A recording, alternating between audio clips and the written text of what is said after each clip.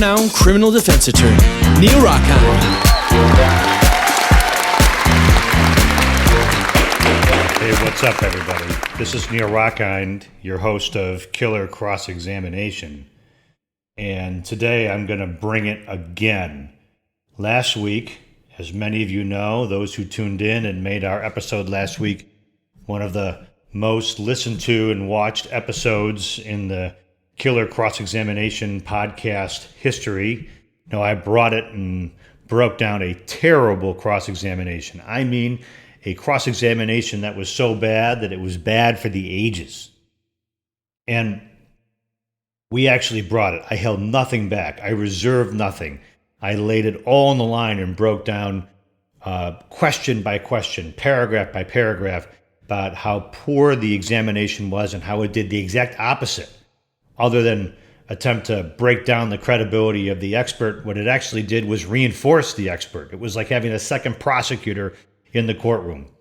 And that got me thinking all week, I have been dying to get back in here and to share with you something that has been on my mind about prosecutors. I was a prosecutor. Jerry Spence, the famed Wyoming trial lawyer, once actually said to me during a conversation we had where I said to him I was a prosecutor. He put his hand on my shoulder and he said, "Son, I shall absolve you of your sin." I was a prosecutor for 3.5 years back in the day. And I laugh about that story because I know I know so many stories back from when I was a prosecutor. But I don't want to go back into the old prosecutors. I want to go back and talk about the days when I was a prosecutor. I want to talk about something that has been on my mind all week. You can ask any of the lawyers in my office. You can ask any of the clerks in my office. You can ask anybody that I've come into contact with and discussed this one case with all week, and I want to bring it and talk about it. And that is the conflict that we have in our system with not prosecutors who work for the county or work for the state, but prosecutors that are city attorneys that are hired that work for local law firms, and that these local law firms are hired by local cities and local municipalities. And I want to talk about that because the last couple of weeks, but this last week in particular, there has been this, when you get like that thing that's stuck like in your teeth and you can't get it out and it's on your mind and all you want to do is, it doesn't matter who you're talking to or what you're doing or what opportunity comes up, all you can think about is how to get rid of that thing in your tooth, and you're just thinking about how to move your face and your tongue, and you want any kind of toothpick or any kind of dental floss, anything at all. You can't get rid of it. Even if you try to really focus on something else, it's sitting there and you can't stop thinking about it. I've been thinking about this podcast, this subject all week. Prosecutors have a special obligation. They have a special responsibility in the practice of law. They're not just lawyers. They have a special responsibility because they have so much power. They have the power when they review a case to charge the case. They have the power to deny charges in the case. They have the power to plea bargain. They have the power to not plea bargain. They have the power to increase charges, to decrease charges. They have the power to make recommendations. They have so much power. In some ways, the prosecutor has even more power than the judge. And for many people that are unfamiliar with the legal system, that blows their mind. It's like mind-blowing. They think that a judge can just step in and cut the case off or stop the prosecution of a bad case or stop a prosecution in which there's no evidence or very little evidence. And they don't even realize, unfortunately, that the prosecutor really is the one that is in control of all that. For the most part, judges can't just come in and stop a bad case or a bad prosecution. They're left with the prosecutor has special discretion. They have the power to bring the charge or not bring the charge. They have the power to decide who to charge and who not. There can be 10 people that are all accused or all potentially guilty of the same thing, and the prosecutor could choose just to prosecute 2 of them, just because they want to prosecute the 2 and don't want to prosecute the other. Did you know that the prosecutors have that much power in our system? They don't have to come in and give a reason, as long as it's not discriminatory, as long as they're not violating the Equal Protection Clause or discriminating based upon race, ethnicity, gender, religion, sexual orientation, one of the protected classes. As long as they're not doing that for that reason, prosecutors have this incredible power.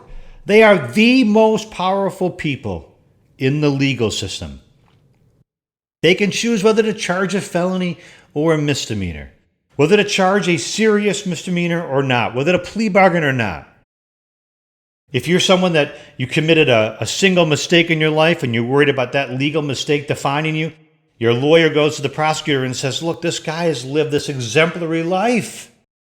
He's a licensed individual. He's going to lose his license or lose his business or lose his kids.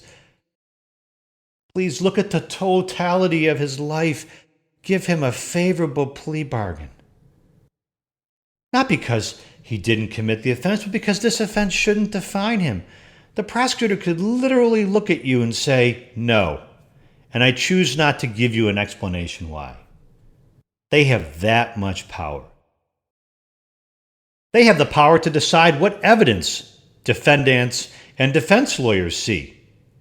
And the Supreme Court has said, for example, that defendants and defense lawyers have the right to what's called exculpatory evidence, or evidence that tends to favor the accused or that may touch upon the credibility of one of the witnesses, which means that there's a ton of particularly for lawyers like me who love cross-examination and think that any bit of information can be utilized for cross-examination and challenge the credibility of a witness.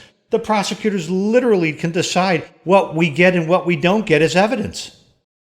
They could say that I don't have any exculpatory evidence, but that depends upon their view, their interpretation.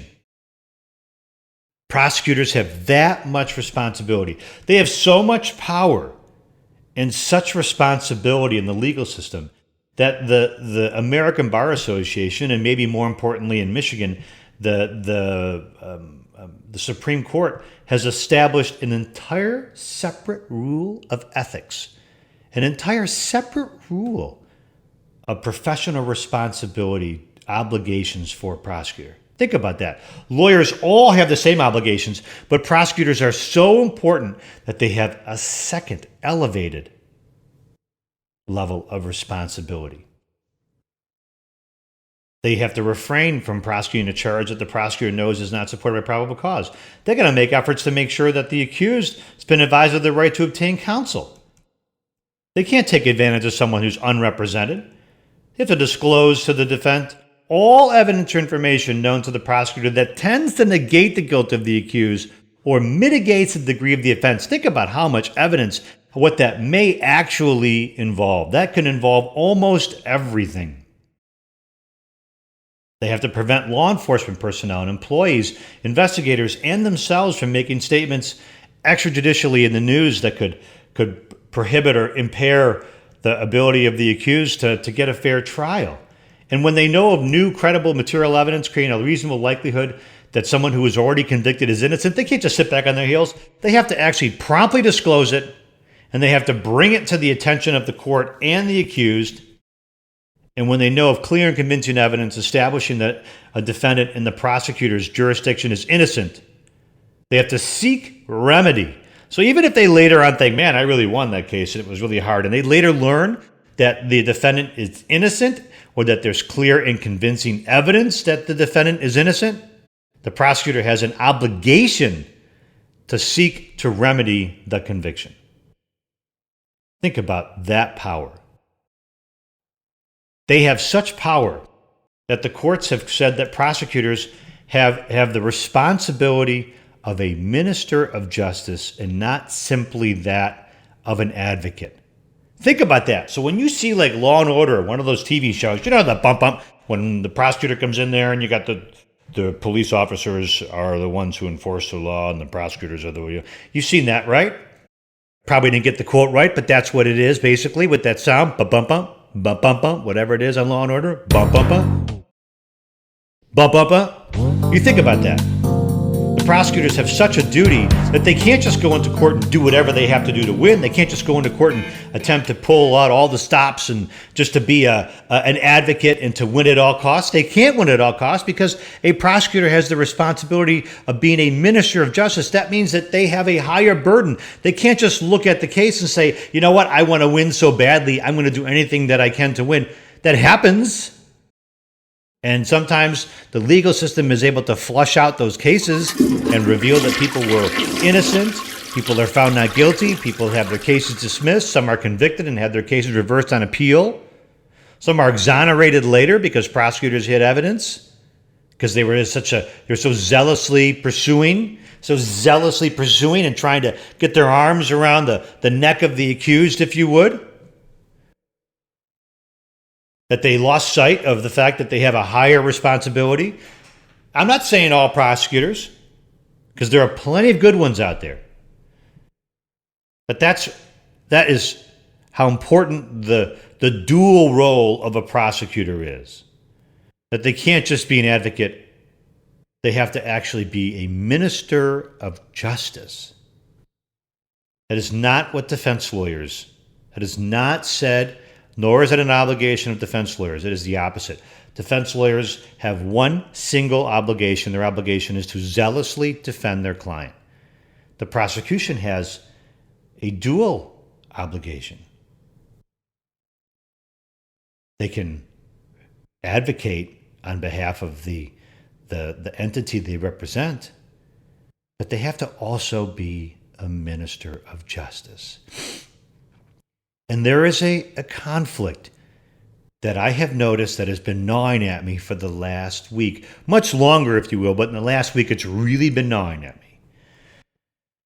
And that is that there are essentially two groups of prosecutors. There are prosecutors who work for like a county prosecutor's office. They represent the state. They prosecute state law. I'm not talking about them today. That was the role that I fulfilled. I'm not talking about them. There's another group of prosecutors. We call them city or municipal attorneys. And there are some very, very, very good and responsible city and municipal attorneys. But these city and municipal attorneys, they actually they work for a private law firm. And that private law firm is a law firm that is billing its hours and is attempting to make money by representing municipalities. And the municipal attorneys or the city attorneys who work for that firm are billing hours, or they have a contract. And they get a contract from that city or municipality. And they prosecute violations for that city or municipality that are violations or alleged violations of a local ordinance. And local ordinances can look a lot like the state law. So drunk driving, for example, would be a violation of state law. There's also a local ordinance that prohibits drunk driving. There could be an assault charge that is a violation of state law, but there can also be the same statute or the same language in an ordinance in a local city or municipality. And the city attorneys end up prosecuting alleged violations of local ordinances. Seems okay, right? Well, here's the thing. They answer to the police department. They answer to those that hired them, the city council or the city commission. And every few years, those contracts that are relatively lucrative, they are up for bid and for rebidding. So if it's a $200,000 contract or a $100,000 contract or a $300,000 contract, and I'm not privy to how much the contract is worth, but whatever it's worth, these firms bid, these large law firms, they bid for the city attorney job.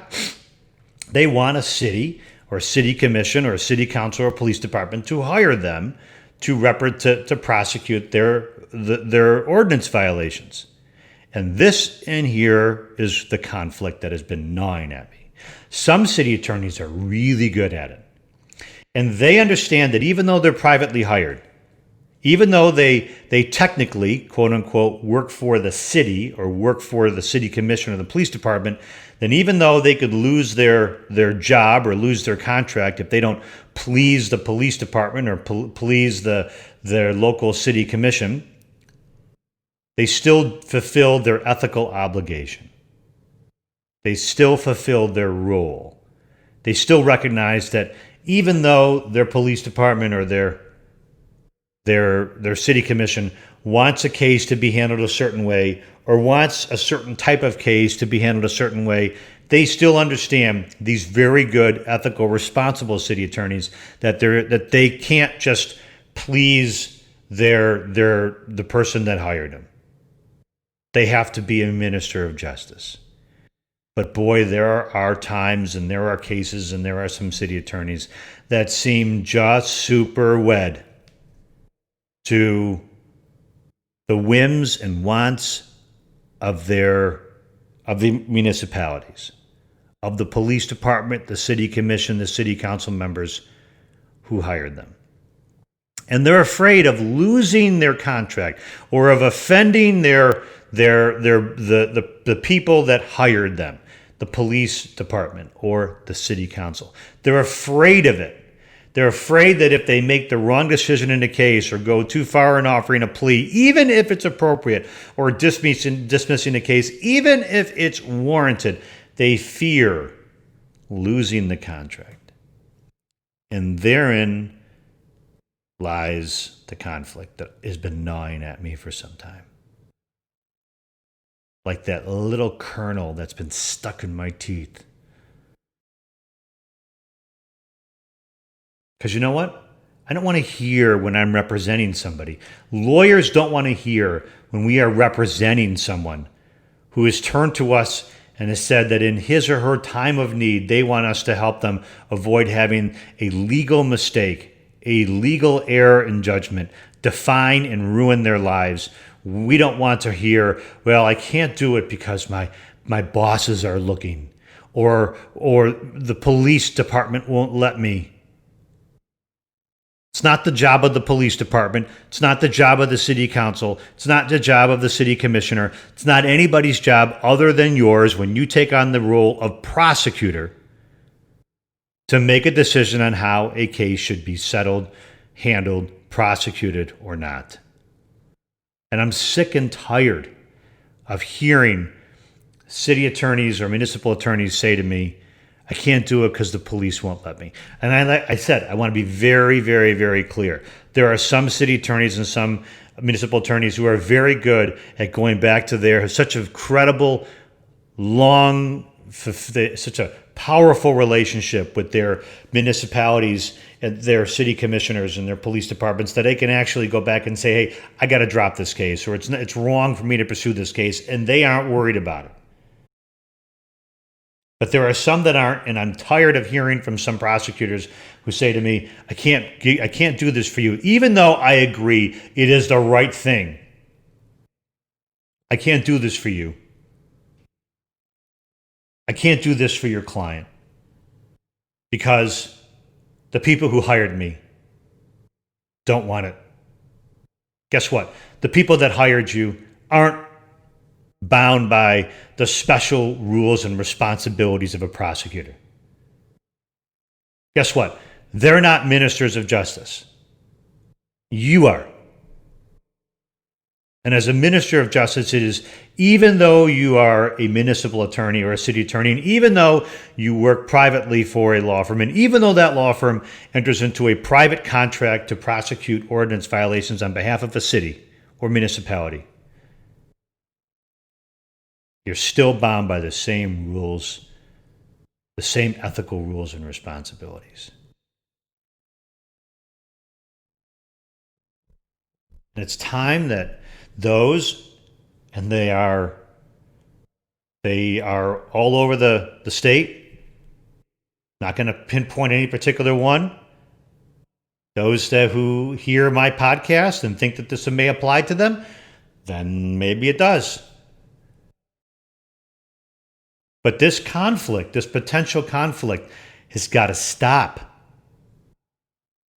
You either take on the role and responsibility of being a prosecutor, and that means the heightened role of being a minister of justice, or you don't. Look, I've tried a lot of cases, I've gone to court in a lot of cases, and I've contested a lot of cases, and I'll go to court and I will put myself out there and I will go after any charge, any case, any witness, any time. I've said to some prosecutors before, hey, you want to try this case on a day's notice? Let's do it.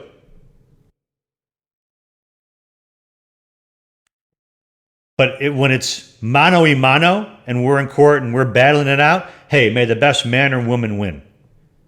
Got no problem with that. Because once we're in court, and if that's how everything has happened fairly up to that point, that's the way the system is supposed to work. The city chooses its lawyer. In that case, its prosecutor. And the defendant or the accused chooses his or her lawyer. And if it happens to me, I'm going to come out swinging as hard as I can. And I'm going to throw some haymakers, and I'm going to duck and dodge, and I'm going to bob and weave, and I'm going to hit you with the jab, and I'm going to look for a knockout punch, and if I get one, I'm going to take it. And if I get hit or knocked out in court, then so be it. Good for you. Take out the Rottweiler, God bless you.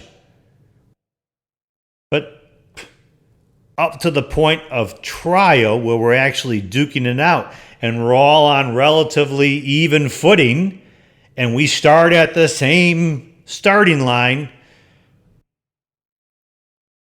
Before that, during the pretrial process, the litigation process of the case where you have the power to do justice, do it. Don't sit back and tell me that you can't do something even though it's right. Because your boss or your bosses are looking or they don't want it. And if they don't want it, it can't be done, because if it can't be done and you do it, then you could lose the contract or offend the powers that be. That shit don't fly here. That's bullshit. That is an abdication of your responsibility as a city attorney. That is your abdication of your responsibility as a prosecutor.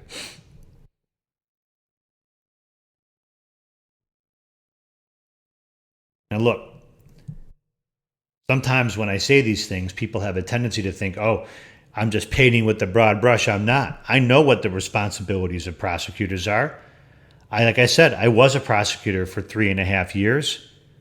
I prosecuted in one of the toughest prosecutors' offices in the country.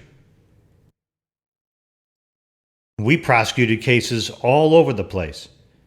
We went to trial on cases, and we took our punches, and we took our hits, and we gave them back. But I know what the responsibilities of prosecutors are.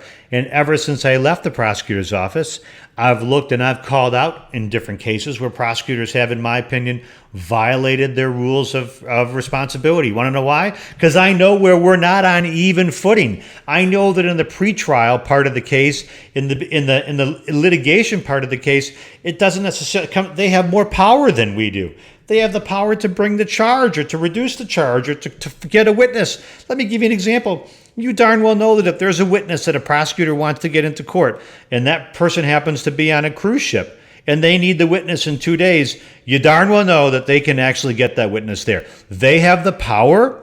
They have the police power. They have the police department backing them up. They can literally find a way. We are buying you a ticket. You, sir, have been subpoenaed. We need you. Get your ass back here. They will find a way to get that person back from wherever they are and back, all on government expense. They have the ability to send police officers out to a witness's house. They have the ability to run background checks, not background checks through private investigators or doing what we do, which is to have our staff actually go online and attempt to dig and find and pull up information online about different potential witnesses. They literally have the ability to run criminal records because they can have the police department do it. That's how much power they have. If they serve a subpoena and someone doesn't show up, they can go to the court and get a warrant, a material witness warrant, a bench warrant to have that person arrested. They can get a search warrant.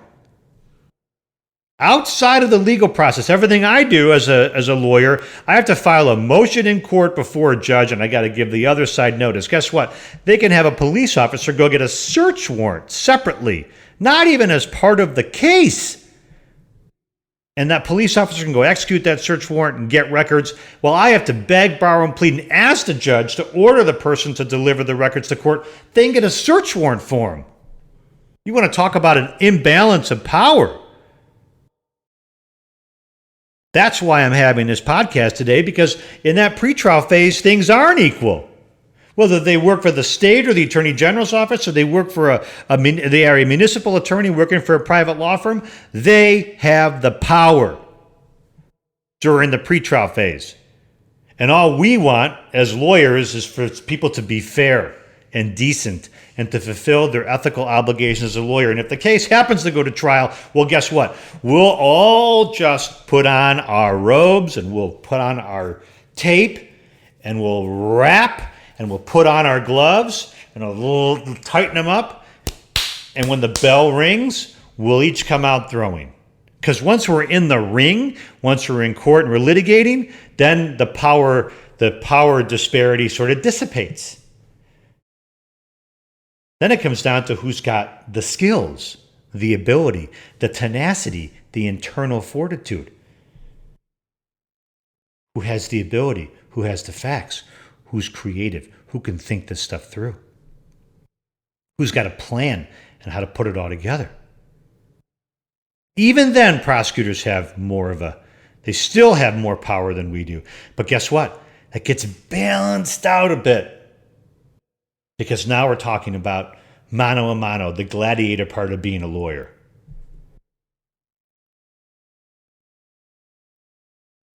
But in that early phase, all along, things aren't equal. And it's time that even those city attorneys or municipal attorneys that wear two hats, that wear the hat of privately hired lawyer on behalf of a city or municipality, but also are a prosecutor, the only hat that they can honor in that role, in that situation, is the role of being a prosecutor. That's it. And if you lose the gig or you can't explain to the police department or your bosses why you, or the city commission or the commissioners, why you are doing what you're doing and dismissing a case or making a decision to plea bargain or making a decision to offer the defendant a plea because it's worthwhile and it's what justice requires, then you lose the contract. At least you can sleep easy knowing that you did the right thing.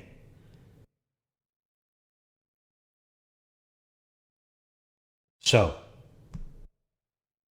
is it one particular case that's caused me to want to have this conversation today? No. Is it a particular city attorney that I have in my mind or municipal attorney? No.